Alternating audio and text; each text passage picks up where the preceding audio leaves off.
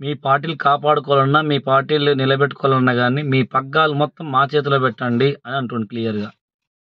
ఈ రాష్ట్రం, దేశం మన కంట్రోల్‌లో ఉంటుంది అంటుండు.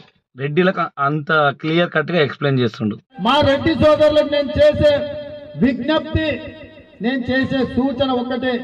రెడ్డి అనే ప్రతి పేరు పక్కన 5 ఎకరాలు 10 ఎకరాలు భూమి ఉన్నప్పుడే ఈ రాష్ట్రం, ఈ దేశం మన చేతుల్లో ఉంటుంది, మన చేతుల్లో రాజ్యం ఉంటుంది, మన చేతుల్లో రాజకీయం ఉంటుంది.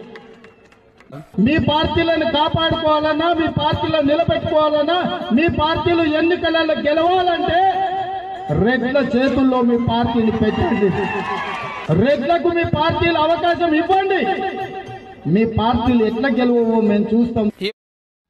సీఎం గారు రెడ్డి సోదరులకు ఒకటే విజ్ఞప్తి చేస్తున్నారు. రెడ్డి పక్కన 5 ఎకరాలు 10 ఎకరాలు ఉన్నప్పుడే చూడండి, ఎంత ఉన్నప్పుడు మాత్రమే మనం రాష్ట్రాన్ని కానీ ఏదైనా కానీ మన కంట్రోల్లో ఉంటుంది అంటుండు. ఎన్నికలు మీరు గెలవాలి అంటే, రాజకీయం చేయాలన్నా కానీ మీ పగ్గాలు మొత్తం మా చేతిలో పెట్టంటారు. అయ్యా ముద్దురాజులారా, ఇక నన్న తెచ్చుకోండి ఇక క్లియర్గా. ఎందుకంటే ముద్దురాజులు ఎప్పటికీ ఐకమత్యంగా ఉండరు.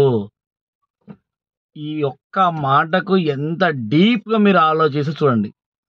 ఇప్పుడు పేరుకు తెలంగాణలో 50 లక్షల మంది మన వాళ్ళు ఉన్నారు కదా. 2011 సర్వే ప్రకారంగా మనకు సర్వే చేసారు, కాంగ్రెస్ ప్రభుత్వం చేసింది. ఓకే, మంచి క్లియర్ చేసింది. ఎంతవరకు క్లియర్ చెప్పింది అది మీరు చూడరు. ఓకే, అయినా రెడ్డిల గురించి చెప్తున్నా, కానీ ముద్రాజుల పరిస్థితి ఏ విధంగా జరుగుతుందో మీరు చూడండి, విని ఆలకించండి.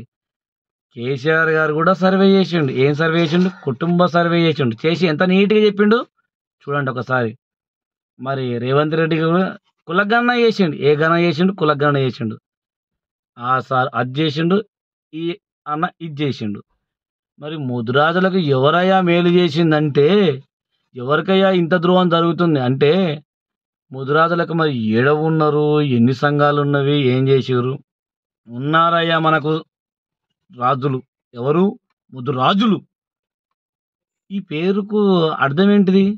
రాజులు అంటే ఏంటిది? ఎందుకు ఇంత మంచి పేరు వచ్చింది? రాజులమే కదా.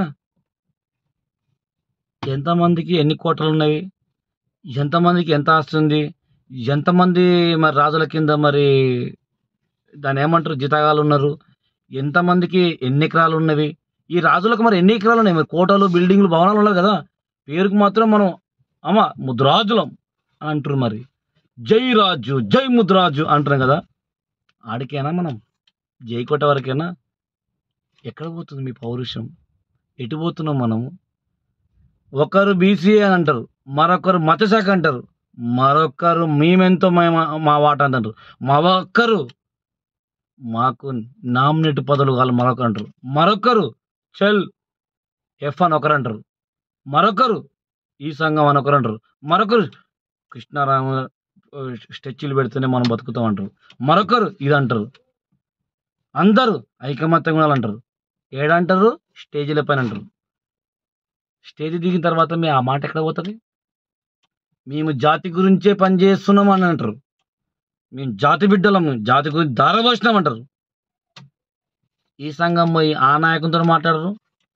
మరి అధ్యక్షులు అందరూ ఎందుకు? మరి సరే పెట్టిరు, సంఘాలు బాగానే ఉన్నాయి, టెస్టులు పెట్టిరు బాగానే ఉన్నాయి, ట్రస్టులు ఏర్పాటు చేసిర్రు, సంఘాలు ఏర్పాటు చేసిర్రు. మీకు ఎందుకు పతనాలు? ఎందుకు మీకు ఇంత ఈగోలు ఉండాలి మీకు? సీఎం గారు అంత క్లియర్గా సూచన ఇస్తుంది కదా. మరి మీరెందుకు మరి ముద్రాజు బిడ్డలకు ఇంత మొబిలైజ్ చేస్తున్నారు? క్లియర్ కట్గా చెప్తుండు, ధైర్యంగా చెప్తుండు అక్కడ సభలో. మరి మీరెందుకు ఇంత చేస్తున్నారు? ఎందుకు ఇట్లా ఉన్నారు? ఈగోలు ఎందుకు మీకు? ఇంత ఉన్నది ఎందుకు? ముద్రాజ్ జాతి కావాల్సింది ఆలోచన ఫస్ట్ రావాలి. దానిని తీసేసిరు, మైండ్లోకి వెళ్ళి ఆలోచన తీసేసిరు మనకు. అందు గురించే అన్నలారా, మిత్రులారా, అన్యాయ ఎంత మంచి చదివినా కానీ డిగ్రీలు పెట్టుకుంటారు, ఎల్ఎల్బీలు చేసుకుంటారు, పట్టాలు పెట్టుకుంటారు, మంచి. జాతికి ఏం కావాలి ఫస్ట్ అయ్యా? ఆలోచన శక్తి ఉండాలి అయ్యా. మనకేం కావాలి? ఫస్ట్ ఆలోచన శక్తి ఉండాలి, ముందు చూపు ఉండాలి. వెనక చూపు కాదు ఉండాల్సింది, ముందు చూపు. అంటే బతుకు తెరు గురించి ముందు చూపు ఉండాలి. వెనక చూపు ఏముండాలి? ఎవడు మనకు వెన్నుపోటు ఓడుతుందని చెప్పేసి వెనక చూపు ఉండాలి, ముందు చూపు ఉండాలి. జాతికి ఏ విధంగా మేలు జరగాలి, జాతికి ఏ విధంగా అన్యాయం చేస్తుందని చెప్పేసి వెనక చూపు ఉండాలి. మనకే చూపు ఉంది, పక్క చూపు. ఈ పక్క చూపు, ఈ పార్టీలకు పోదామా, ఆ పార్టీలకు పోదామా, ఇక్కడ దుంకుదామా, అక్కడ దుంకుదామా, ఈ సంఘం మీద పోదాం, ఆ సంఘం అంటే ఈ జంపింగ్ జాంపలు ఎన్ని రోజులు గడుపుతారు మీరు? ఇంకా ఎన్ని చేస్తారు? ఎంత ఉంటారు?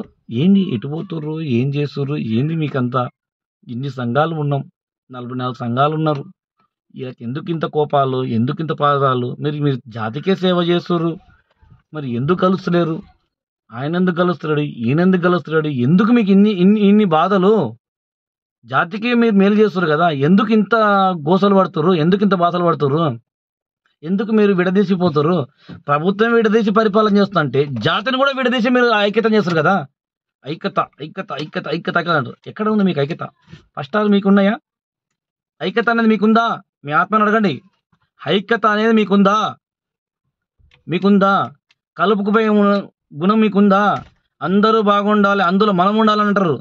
మీరున్నారా? ఫస్ట్ అంటే 12,750 గ్రామ పంచాయతీలు ఉన్న మనము ఏ ముద్రాజుకి ఏ కష్టం వస్తుంది? ఏ ముద్రాజుకి ఏ సుఖం ఉంది? ఏ ముద్రాజుకి ఎన్ని ఎకరాలు ఉన్నవి? ఏ ముద్రాజుకి ఎన్ని కోట్లు ఉన్నవి? ఏ ముద్రాజుకి ఎన్ని ఆస్తులు ఉన్నవి? మీరు ఎలా పాయింట్ అవుట్ చేసిర్రు? ఎవరికి ఎన్ని సమస్యలను ఎలా పాయింట్ అవుట్ చేసిర్రు? ఎలా ఉన్నారు మీరు? ఎందుకు ఇంత మీకు ఇన్ని బాధలు ఎందుకు? ఎందుకు మీరు జాతి గురించి ఇంత కష్టపడుతున్నారు? గురి లేని బాణం, గురి ఎక్కడ ఉంది, బాణం ఎక్కడ వేస్తున్నారు మీరు? ప్లానింగ్, ఒక విజువల్. జాతికి ఇంత జరుగుతుంది. 2050 నాటికి చాప్టర్ ముద్రాజు ఇదే పరిస్థితి జరిగితే 50 లక్షలు అనబడే మనము వాస్తవానికి అనంతర కమిటీలో కూడా రిపోర్ట్ క్లియర్ ఇచ్చారు. ఎంత ఉన్నామయ్యా అంటే క్లియర్ చేశారు. అడుగు అడుగున్న ముద్రాజులకు దాడులు జరుగుతాయి, అడుగు అడుగున అన్యాయాలు జరుగుతాయి, అడుగు అడుగున ఎలా తొక్కాలని చెప్పి చూస్తారు. అయ్యా మేల్కోండి. ఇక మేల్కోలేదనుకో, సంఘాలు ఒకటి కాలేదనుకో, రాజకీయ నాయకులు ఒకటి కాలేదనుకో, అయింది మన పనికి. సున్నాలు పెట్టేసి కథ మూతేశారు మనకి అంతే. రెడ్డిలు, రావులు వీళ్ళందరూ కలుసుకుంటే ఇక ముదిరాజ్ జాతికి జరుగుతుంది కాదు. ఇక లాస్ట్కి బాంచగిరి మనం చేసుకోవాల్సింది. ఇంకా తప్పదు. ముదిరాజు అనేది కాదు, ఇక రాజులు ఈ పేరు ఉండదు. ఇక మన చరిత్ర ఎక్కడి నుంచి ఉంది, ఎక్కడ ఇక అయి ఉండదు. చాప్టర్ లేదు. ఇదే కొనసాగింది అనుకో, ఇక మన జాతికి మామూలుగా అన్యాయం జరుగుతలేదు. మీటింగ్లు పెట్టానే ఏం చేసిన ఐక్యత రావాలన్నప్పుడు అన్ని సంఘాలు ఒకసారి మీటింగ్ పెట్టండి. ఒకసారి మీటింగ్ పెట్టుకోరు. ఒకసారి మీటింగ్ పెట్టుకోరు. రాష్ట్ర అధ్యక్షులు అందరు మీటింగ్ పెట్టుకోరు. కోశాధికారులు అందరు మీటింగ్ పెట్టుకోరు. ప్లానింగ్ చేయాలి. ఏ సమస్య పెద్దది, ఏది ముందు ఉండాలి, ఏది ఉండాలి. రాజకీయం మనకు ఉండాలి, రాజ్యాధికారం మనకు ఉండాలి, మతశాఖలు మనకు ఉండాలి, బీసీఏ మనకు ఉండాలి. ఇవన్నీ ఉండాలన్నప్పుడు చదువు కూడా ఉండాలి కదా, ఆలోచన ఉండాలి కదా. నాకు చదువు రాదు, నేను అంగుటిని. గిడ సంతకం పెట్టంటే గానే సంతకం పెట్టామని నేను అంగుటిని. మరి నాకు ఎట్లా తెలవాలి? మరి నాకు తెలియలేదబ్బా, నాకు చదువు లేదు, నాకు తెలివే లేదు. సాక ఫస్ట్ మీరు చెప్పేది నిజమా కదా నాకు తెలియదు. మరి ఏం చేయాలి? చదవాలి కదా.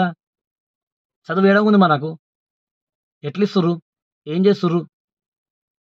ఆలోచించరు. ఇక చూద్దాం. మరొక వీడియోలో మనం మాట్లాడుతున్నాం మీతోటి. ఎన్నో అవేర్నెస్ చేస్తున్నాం. పాజిటివ్ ఎనర్జీతో ఉండాలి. మనం చెప్తాం. మనం ఇన్ని సంఘాలు పెట్టుకున్నాం, 44 సంఘాలు ఉన్నాం, ఇన్ని పెట్టుకున్నాం. ఏం చేస్తున్నాం? ఎంత అవేర్నెస్ చేస్తున్నాం? గుండెని టచ్ చేసుకుంటే ఒకసారి చూడ అర్థమవుతుంది. ఇక